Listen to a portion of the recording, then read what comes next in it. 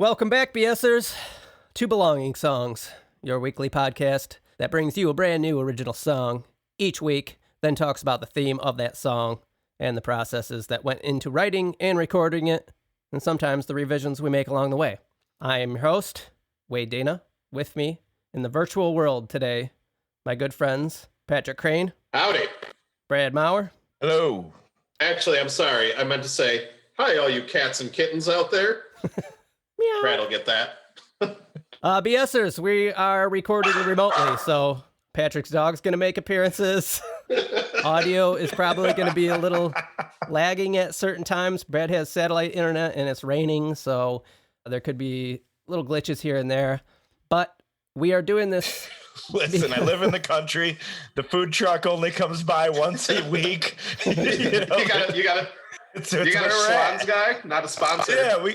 No, it comes on a train and I'll line up 6 feet apart and they throw bags off and we just grab them. It's like everybody rides a horse over to where the food dump is. That's just where we're at. So, yeah, we felt it was important to jump in here and do a different kind of episode because our episodes typically take months to record, and we wanted to get something out right now while we're in the middle of this pandemic. So a month or two from now, when things are hopefully better, you don't get a month's worth of episodes recorded like this where we're talking about hoarding food or whatever people are doing because everybody is going to be so over it by then. So we're going to do our best to bring some sort of semblance of normalcy as we go forward. And that's going to mean maybe sprinkling some of this remote recording in as we go. Our schedule's gotten kind of screwed up recently. Time machine got busted. Episodes are all out of order. I don't know, Brad touched the computer in it or something. Or, I don't know, Patrick put bubbly in the condenser when he's supposed to put LaCroix in. I don't know. But we've reanimated Uncle Dave. So last This Monday... is episode 33, right? Right. I've had some comments because we're recording this in our present, which is BSers past. Last week, we had an episode come out, episode 12, which is supposed to be episode 13, which was Brad and Patrick's song, which everybody's asking for. That was supposed to come out next week. I know this is super confusing. Hold on, I'm writing this down. But things are out of order. And the episode that's coming out Monday was supposed to come out at the end of April. But this is coming out after that, so it's a total mess. Time Machine is messed up. So we felt it might be good to jump in and explain some of the weirdness going on. And today's episode is going to be a little different than our normal episode because they take so long to record. We want to get something out soon. We're going to listen to some recordings that have already been finished and put out and that are not going to be revised. So a little bit different episode. We're going to listen to multiple songs and talk about them. And they are going to be from Brad off of his Georgia Tapes EP that he recorded. When did you record this, Brad? 2011? It came out in 2011. I recorded it in 2010. Okay. So why don't you tell the listeners, the BSers, how this all came about? If you go back in the time machine, It's busted. Yeah, you can't do that anymore. The mental time machine. Originally, the original concept for this episode was to get in the time machine, go to 2010, Right. be there, and look at Lady Gaga's meat dress, Find some babes. whatever else happened that year. Uncle Dave said he's going to look at it, but I don't think he's awake yet. Right. He doesn't know how to do it. But I'm in the construction field, and obviously the economy was in the shitter. So I alone traveled to Georgia to work, and I was down there for 10 months, kind of running this big army base project. You know what? I'll have to dig up some pictures from band practice from that time because we took some pictures that are labeled like Missing Brad, where we're all just kind of sitting around looking at your stuff. Right. Yeah. Because we were in the middle of playing quite a bit at that point. Peak Lunds. Yeah. Just I think right before I left, we did our first show without a set list and no breaks. And Which we was played really for great. like an hour and 15 minutes, just straight through. Every song flowed in. It was really cool. So we were to that place, haven't gotten there set. It ruined everything. But when I was down there, all I had was I bought a laptop. Hold on. We're going to go out of order here too. Let's get technical.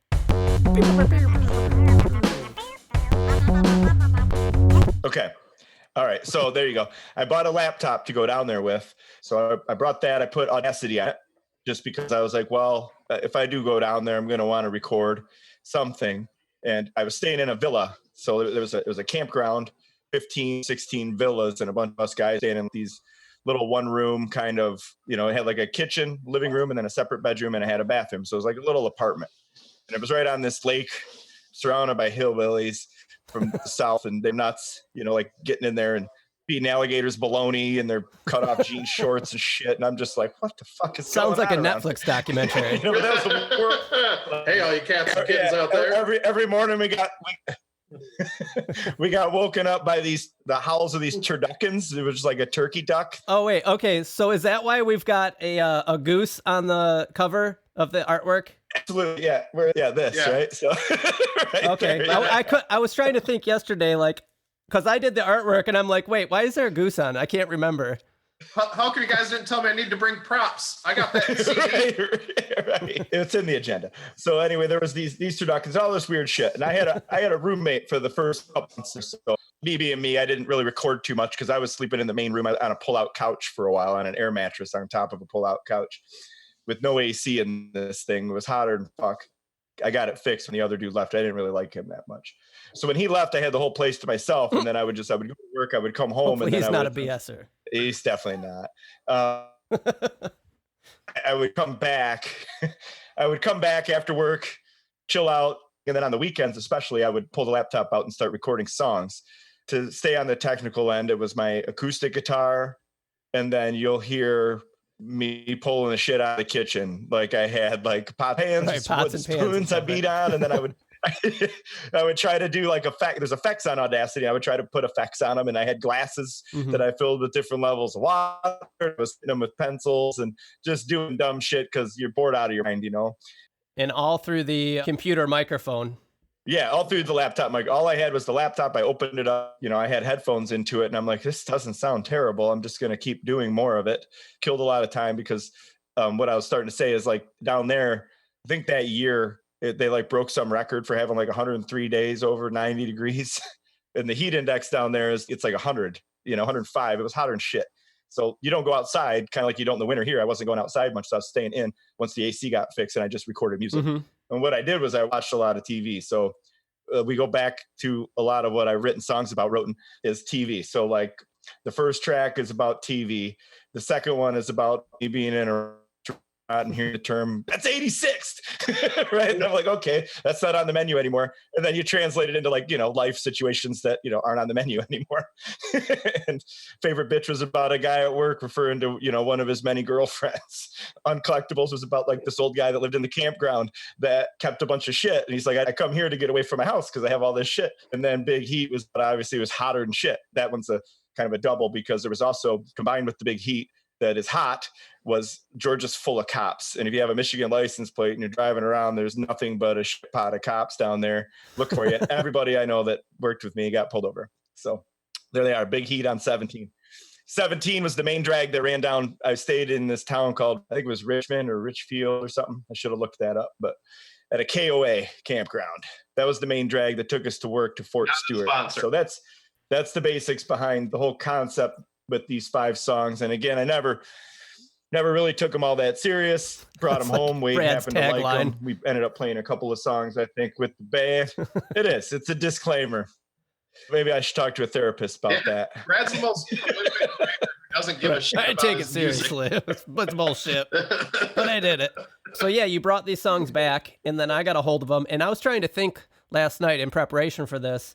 I didn't really know how to mix at this point, so I don't think I really did much to them, and they were like MP3s to begin with. It was basically just arranging them together, doing the artwork, and then putting it out. There wasn't much I could do to them. I mean, you can hear a lot of air in them. To record acoustic on a laptop mic, I essentially had to crank it. Can't get right next to it, so I had to crank the receiver microphone just to get the sounds I wanted. Right. Which actually gives it this whole own unique sound throughout the whole thing. Right, yeah, it's like a it almost sounds like a record player or something. When I first went down there too, I wasn't writing songs. I was trying to force it, like, okay, I have time now. I'm in this place by myself. I'm going to write some songs. And I couldn't come up with anything. And so what I was doing was I turned the guitar, I tuned it down like way down. So it's all, every one of these is like low and the strings are rattly. And as soon as I did that, I wrote like 3 of these in 2 days. And I was like, oh, okay, that's fun. And I had other ones, but eventually I kind of ran out of steam and just kind of stopped recording them. And I would just kind of play around with these some more. And that's what I did. And then, the weather cooled off a little. I would actually go out and do stuff. So I record a little bit less. So kind of like these 5 were like the pinnacle of that time where I wasn't going outside and doing much. I had just kind of hit my stride as far as being creative down there, which was kind of a hard gear shift for me to do. And so it just kind of worked out. Cool. Yeah. So what do you think? We should probably start listening to these things, huh? Yeah. So the first track off of Uzi Royale. I used to call you Uzi Royale. That's the French version. But then you corrected me. Yeah, the name, I don't know if I've ever explained the name to anybody. I love the movie The Royal Tenenbaums, right? And Uzi and Ari was already taken. It was like a group of siblings that played music together or something, and they called themselves Uzi and Ari. So I went with Uzi Royal, which is the 2 first names of 2 Tenenbaums. So anyway, got nothing to do with guns. Or tires.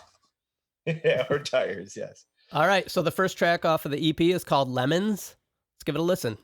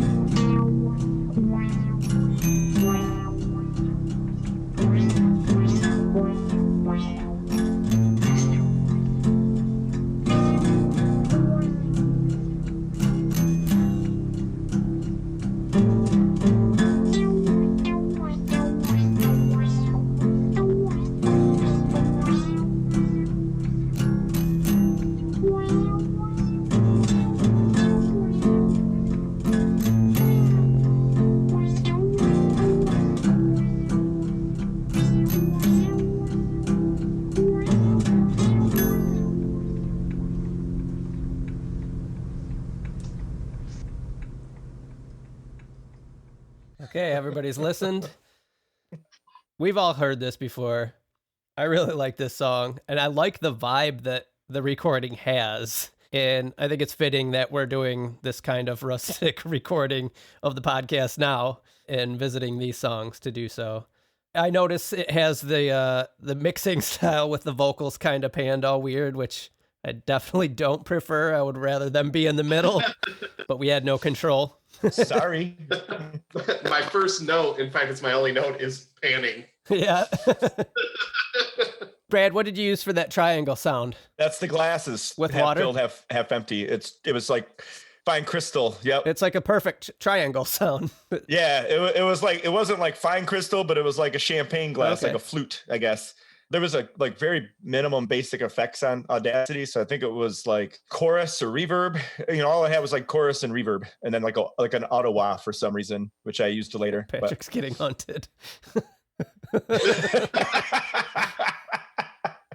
Patrick's dog is coming after him and his wife. I really like the sound of the glasses on this. It actually reminds me of, were you guys in band at all in high school? Nope. When I was in band in like middle school, there was a basic set of bells that every percussionist learned how to play on.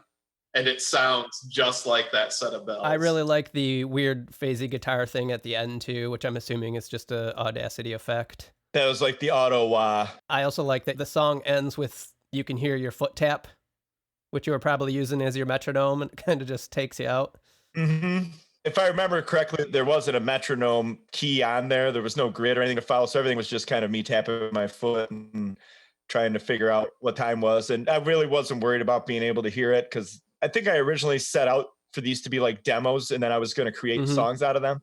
This was kind of a way to jot things down. But then the way I am, I'm assuming people that have listened understand by now, like, once I'm kind of done with something, I'm not really a demo guy. I kind of just want to start creating something new. I would rather create than just rehash. So when I got home, obviously I just started creating different songs and never re-recorded. Do you think that is something you would be interested in doing in the future for any of these songs?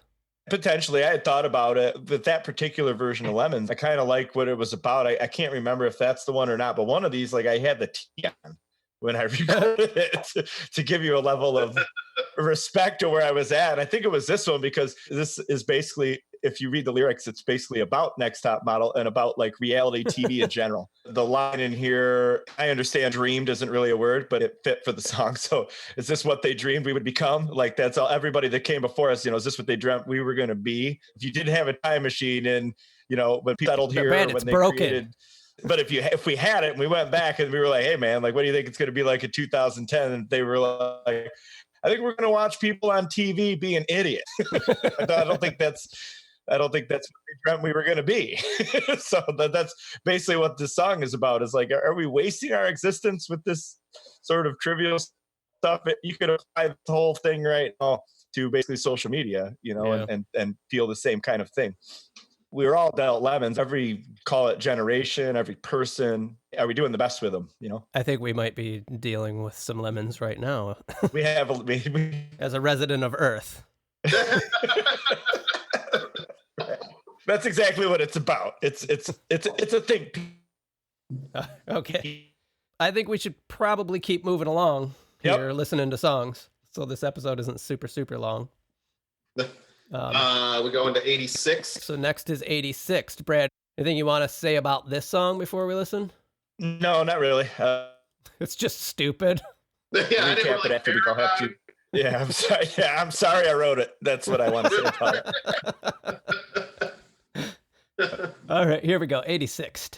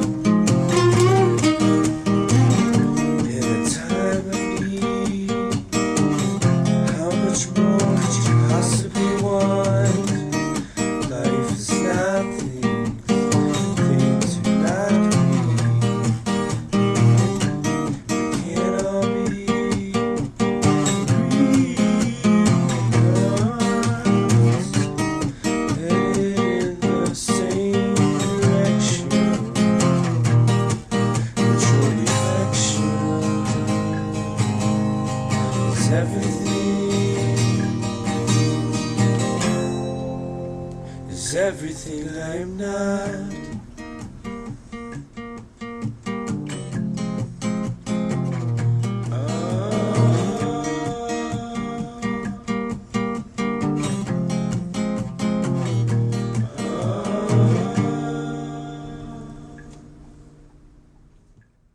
Brad, if you were ever to remake a song and wanted to make it really dancey and poppy, this would be a great candidate because immediately we're all grooving in our chairs to this and dancing around because it has a really great groove to it, even though there's no drums or bass. Yeah, it's super good.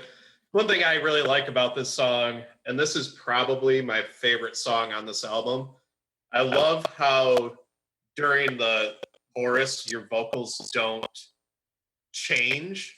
You just kind of keep with the same level and the same timbre. There's probably a name for that, and I don't know what it is, but I love that. It's really effective in this song. There's not a definite break in the music and the chorus. It's something I really, really, really enjoy about this particular track. I think the reason that is I always thought of it as just like a quick story to tell. It's kind of in and out, and so I don't even think I considered any of it a chorus. Yeah. You know, I kind of considered it all just a verse. It's basically two verses of, hey, pal, your shit stinks too, you know, and then the greedy verse, you can have everything, but you're still going to be a person at the end of the day. It sounds like there's running water in the background of this track too in certain points. Was there? Were you playing this while you had the shower on? I could have had the shower on. I don't know. Who knows? Zero respect given. No fucks. Zero. You're having a sauna. Same vibe as the other song. This whole collection has that vibe to it, which I enjoy. So should we move on? Keep moving along? Let's move on. What's next on this? Favorite bitch. And Brad, I think it's funny that you said that this is about just some guy you worked with who had multiple girlfriends, and then had a favorite. And that's right. Yeah. And that's what he called her. BSers, we'd love to hear who your favorite bitch is. Message. I'm sure she appreciates that title. It's very romantic. Yeah. Uncle Dave. Yeah. Dave. Listen, girls, I'm the favorite bitch. Dave, you got a favorite bitch? Oh, Cindy? Yeah. Yeah, but don't tell Aunt Gina. Okay. Uncle Dave's favorite bitches are all on the TV. He likes that Heather Locklear. So right. I can tell I'm looking at the waveform of this song. I don't know if you guys have that.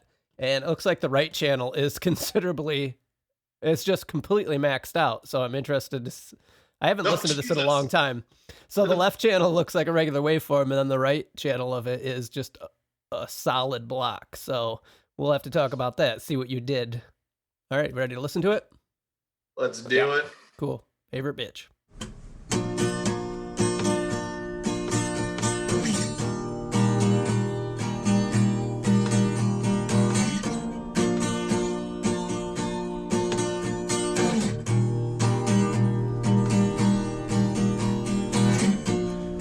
Tacos for dinner on Friday night. Living a dream and letting them know we're doing it. Gotta make sure we don't cease to exist. Breathe the same air, suck each other's skin. You were always my favorite bitch.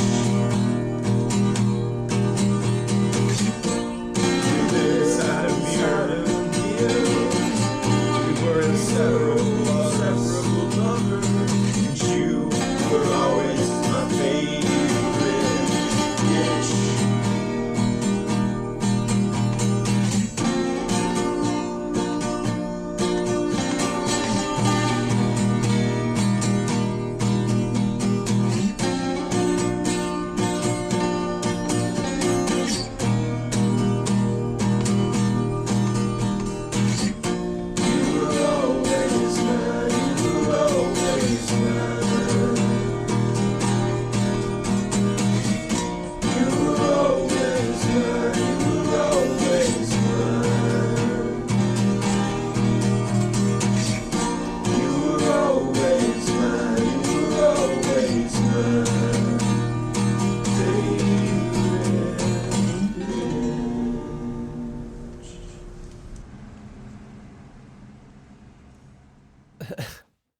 I'm really torn because I would love to hear a completely like updated, re-recorded version of this whole EP, but it would definitely lose something in translation that you would never be able to recapture again. Which is probably why I never did it. And I think it's safe to say I was definitely experimenting with some panning during this phase. A lot of like I had the one guitar all the way on the right and the other one all the way on the left. That was the waveform.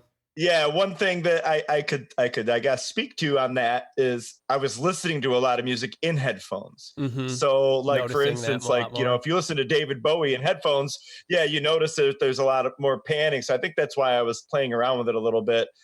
If we were to go back and have control, I probably would change a lot of it. But this is a testament to where I was and what I was doing, and now it's kind of just locked in that. The one thing you definitely lose, which you talked about in the let's get technical portion, this song you really get that down-tuned loosey-goosey string buzz, particularly in the first verse.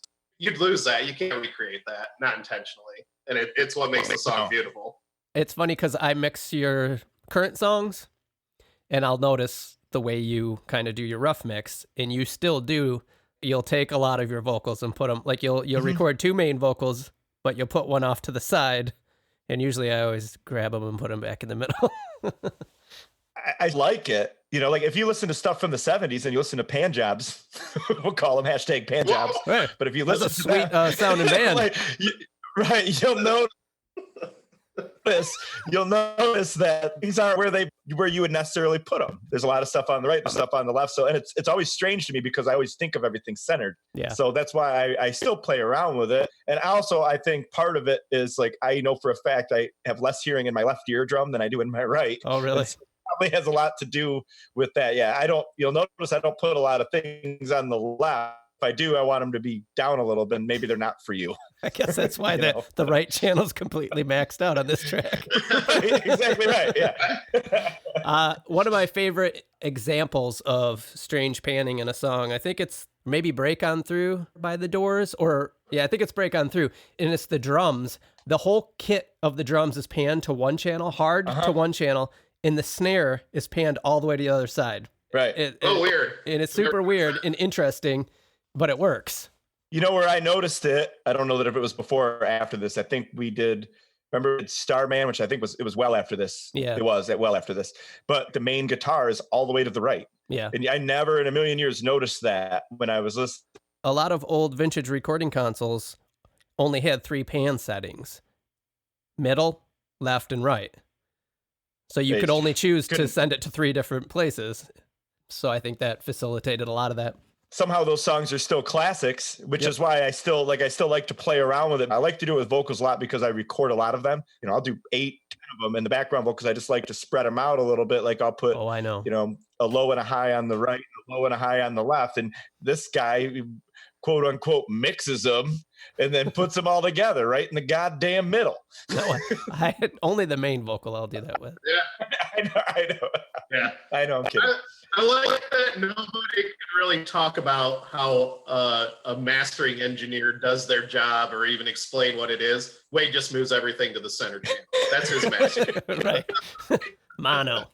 Hey, the Beatles originally came out in mono, okay? Hits. The only other thing I have to say on this song, which will ruin it for you, which is why I wanted to save it to the end, is every time it starts, I always want to go, a little too tall. Could have used a few pounds. Yeah, that might have taken the listener out of it a bit. Right, exactly. Okay, not me. That's what I want.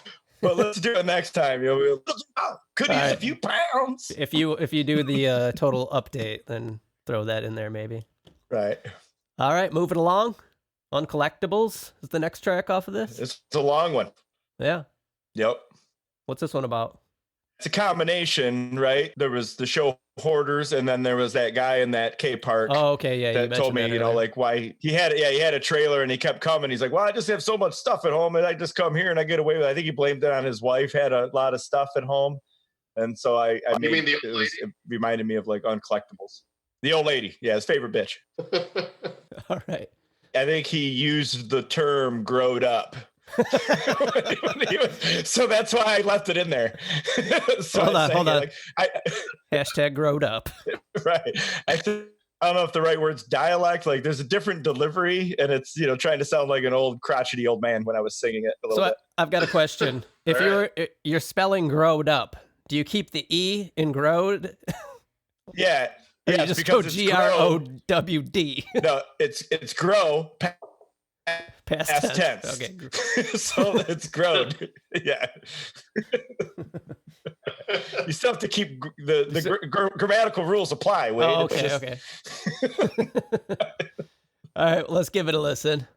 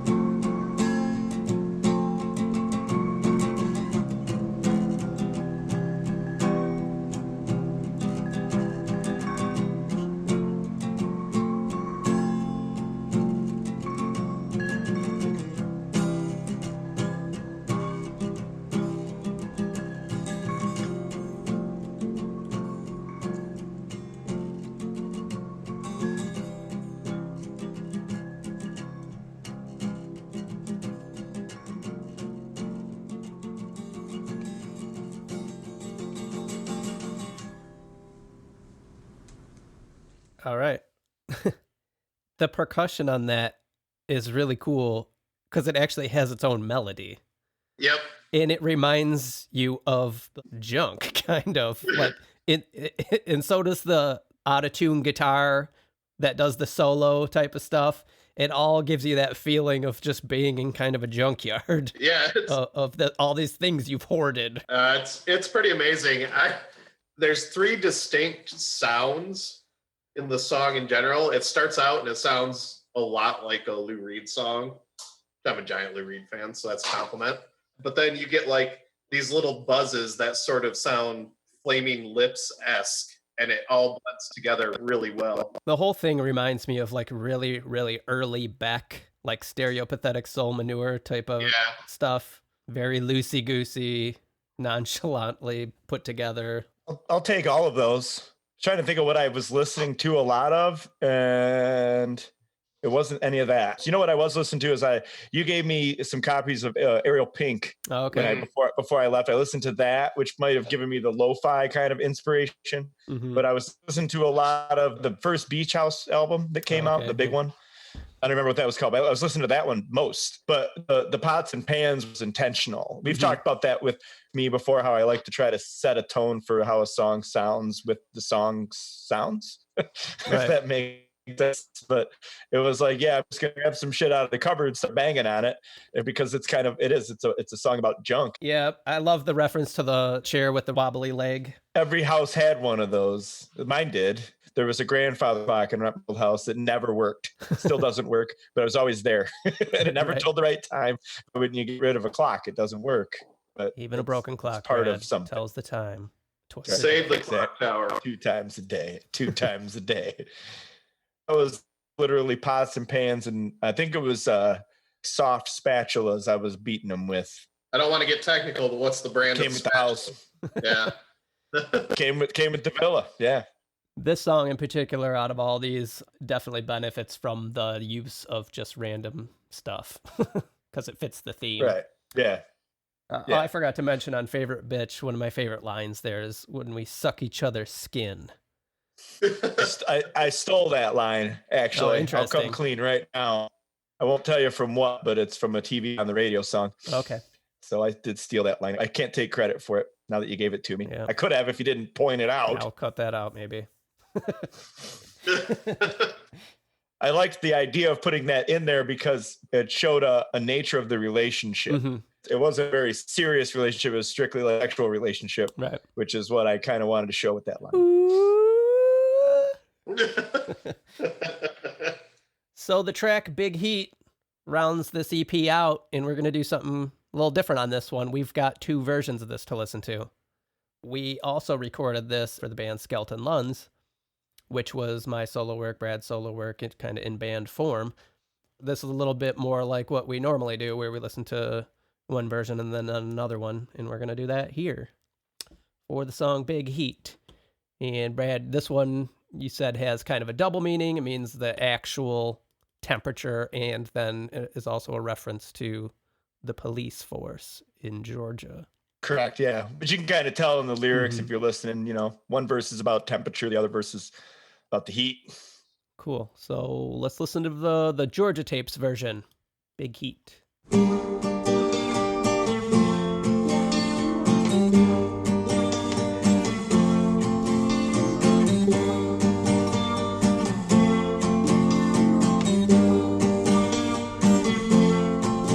There's some big heat inside the villa walls. Makes me wanna pack it all up and head north. Now I can't sleep, and all we get are phone calls. Makes me wanna pack it all up and head north.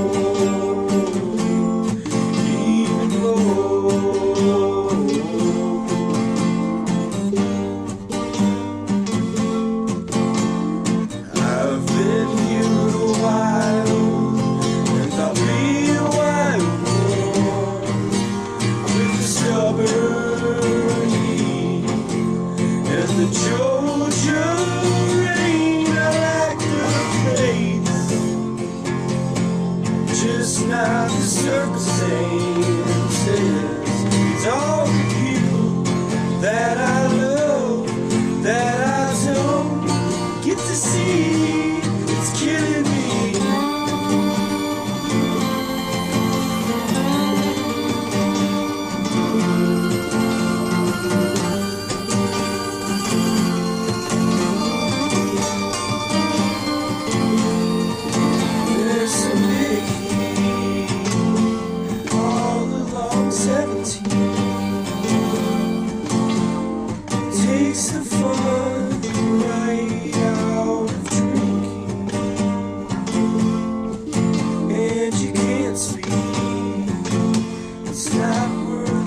trouble calls,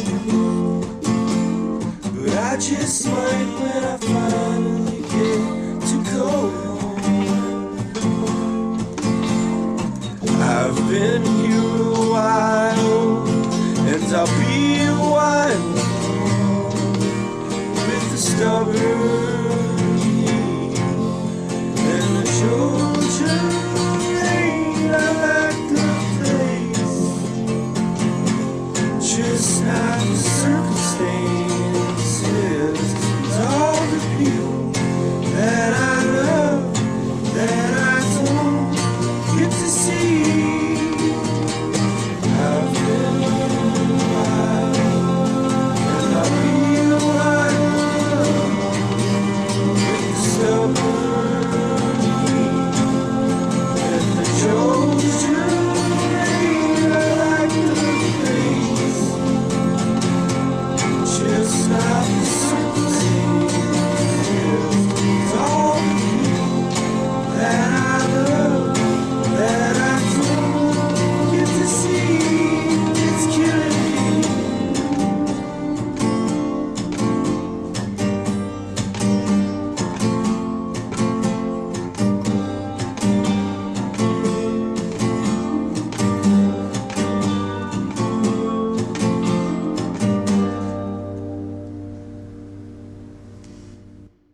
Brad's still in the podcast. Good. Are you still listening, Brad? No, I'm good. I'm good now. I'm clear. I was typing you a message, which I didn't get off in time now that I'm talking. But I got Wade's message. I might need you to send me the Lunds version just because I can't find it. I put it in Dropbox. Okay, good. Anyway, back to this song.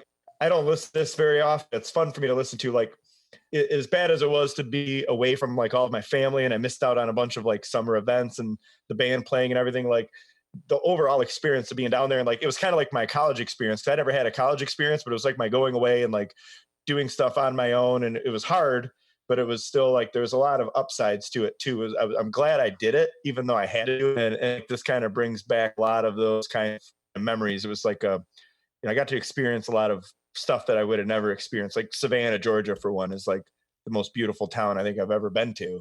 I wanted to say that real quick. And conversely, it was also really sort of heartbreaking to go down there because I did, like I said originally, I missed a lot of things, and my wife she had just kind of was going through like a job transition, and she Mr. B. she missed me, and so it was a hard summer. It was hard for her, and it was equally hard for me, but I had to do it anyway, so I was going to look for the bright side in all of it. You're pretty good at doing that. Yeah, I go away for a month every summer, and I'm going to one of my favorite places on earth, but that month is awful. I can't imagine multiplying that by 10. I think we met right when you got back from this. It was, yeah. Oh, really? Yeah, it was. Yep. Yeah. Was that at an arrow catch function? Yeah, fundraiser. One of the tourneys. Out on the pitch. One thing I really like about this song, especially after hearing you talk about writing it, is the chorus elevates in a way that reminds me a lot of the Shins, where they have these big, like, super sweet crescendos that just build up with this awesome lyrical smoothness. And you do the same kind of thing here, but it still has the really rough cut properties of how you recorded this. And they oppose each other really, really well, because you have these big sweeping changes, but they're not studio perfect. And I think it's really effective for getting the vibe of the song. It forced me to be sort of creative to try to do that, because I was trying to do that because it was building. It's got to elevate. You'll notice in there, like, there's these weird, like, little trills I was doing on the guitar. Basically, I would do those and then just max chorus them out and then bring the levels down and just try to, and I reverb the shit out of them. And I recorded a bunch of them. I would just kind of bring different ones in every time. So I would just mute them early and then bring them in late. You just have to keep experimenting with kind of how do you do it with these limited resources. And so it was basically just that, how do you do it with a guitar is what and I really like the sort of Spanish guitar influence at the end too, because I think we're all socialized from watching Western movies where you get that sense of a roaming man, you know, with whenever you hear that Spanish guitar and the way the song finishes it, it's just, here I am in Georgia alone writing this album. And yeah, it's great. And the line, you know, there's some big heat all along 17, takes the fun right out of drinking. There's like 4 guys that got DUIs down there. I was always very careful to like, I remember one night on the 4th of July, I walked home like 5 miles. I'm like, I'm not driving, I'm just walking home. And I just did it. Part of it was the guy I was staying with was an asshole and left me downtown. And the cab driver wouldn't drive me home for $20. I had $20 left. And I said, here's $20, take it where it gets me. He took me to a gas station. Like, there's an ATM in here, you can go get more. I was like, fuck you, I'm walking. so I did that. So I could have, easily been, yeah, I could have easily been murdered down there too for a matter of $20. We do have a second version of this song. Let's set this up a little bit. Brad came back from Georgia, rejoined the band, which was called Skeleton Lungs. Skeleton Lungs? No. Yes. Maybe.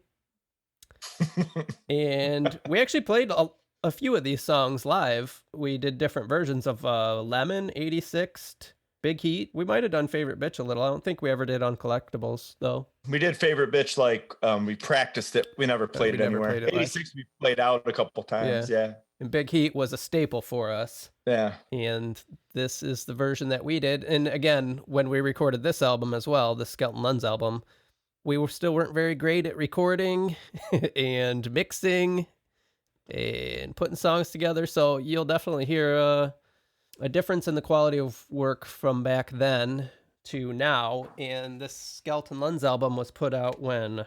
You just keep telling yourself that. 2013. Patrick, again with the props. Get on the screenshots for us. Hold on.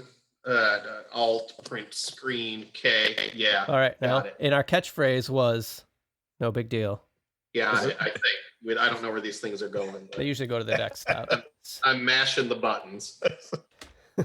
So then this is the version, and I know that there's something we're going to talk about after this because it became a running joke when we played this song, but we'll talk about that after. So here is the Skeleton Lungs version of Brad's song, Big Heat.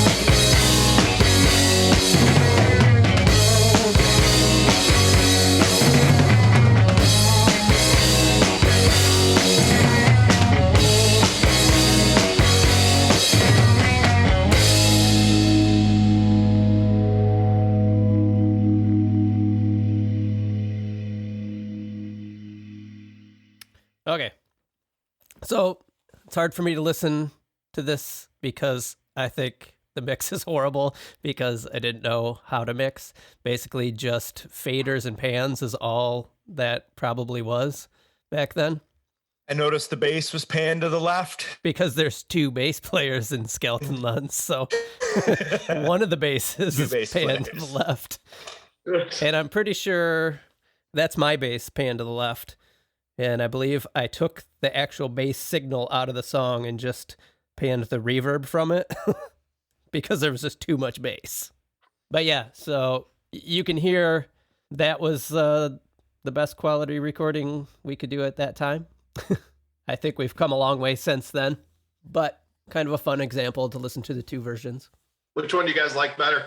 For me, it's two completely different songs. I knew Brad was going to say that. I don't think if the other version was played live, it wouldn't work ever. When we tried to play live, we always tried to spruce everything up as much as we could. A lot of the songs that are even slow, we tried to put more energy into, and that's very evident in this song. So it's kind of like a completely different thing. That one, a lot like the other thing, brings back a whole different set of memories for me, which is why I like it a lot. I agree that they're two different things. I knew you were going to say that. I don't even know why I asked this question. I knew you guys were both going to say that. There's a very specific part in this song that we screwed up. Was it while we were recording or playing live that became a running gag? It was a live recording. Okay. It's a live. Okay. So one of our live shows, and somebody screwed up a note. I think it was Brad. And in the perfect place.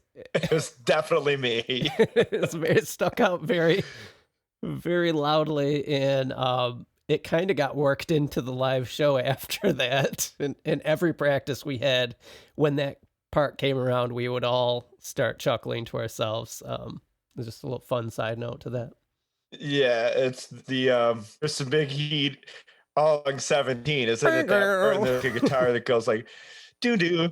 Yeah, and it's in like perfect. It's very nice in the recording, but when it was live, I was like a half a step off. So I was like, it's like, ooh, and Wade just looked at me and started cracking up. You can't not do it. I know, and we can't not hear that now whenever we listen to this. So, correct. So there you have it. Georgia Tapes by Uzi Royal. Some old, rough recordings with their own sort of vibe, but this is a roughly recorded podcast. We're doing what we can. If you're a new listener, this is not a typical episode. We're going to get this out soon just to stay current with what's going on in the world, and then we'll be returning to our regular format with episodes we have recorded in the past. Why we're doing this is we don't want to record a ton of material in this way. It's all glitchy. That stretches far into the future. So we're going to try and do maybe a couple of these different types of episodes, sprinkle them in as extra content as we try to keep on track here. Guys, anything you want to add?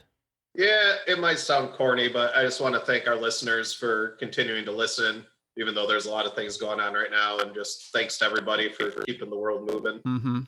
For sure. To that point, there's definitely no shortage of content. So yeah, agreeing with Patrick, like if somebody is willing to like put us on and squeeze us into their quarantined day, that's pretty good because everybody and their brother is essentially on Zoom recording it, doing something right now. So it's pretty flooded market. So appreciate you taking the time to listen to what we got to say. Right. Yeah. And if you enjoy the Belonging Songs podcast, please leave us a rating and a review, especially in Apple Podcasts. That's where most people listen. That's where the reviews tend to help most. Check out our website, belongingsongs.com. We put up the before and after versions of all of our normal songs. I don't think we'll put these songs up there. These ones are available out there in the world on the Spotify and wherever, I believe, still. They are, yeah. This whole album's on Spotify. Or if you send us a message to bs@belongingsongs.com and you want hard copies of these, at this point, we'll just send them to you for free, whatever. 0 copies sold of this one, by the way. This is not the one that has any copies sold. You could be the very first BSer to email us at our email, and we'll send you free stuff if you give us your address. So with that, I thank you all for listening. Please stay safe out there. Next week, we'll return with a regular episode that won't sound crappy. Ish. It'll sound normally crappy. Yeah. Thumbs up. Thumbs up. Good.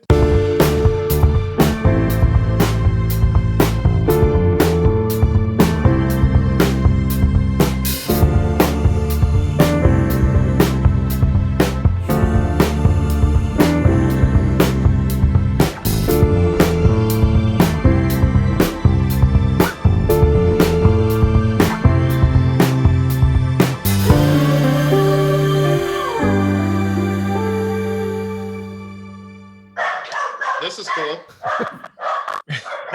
They managed to save it, which is good. Yeah. Wonder if the mailman's here. Yeah, it's good.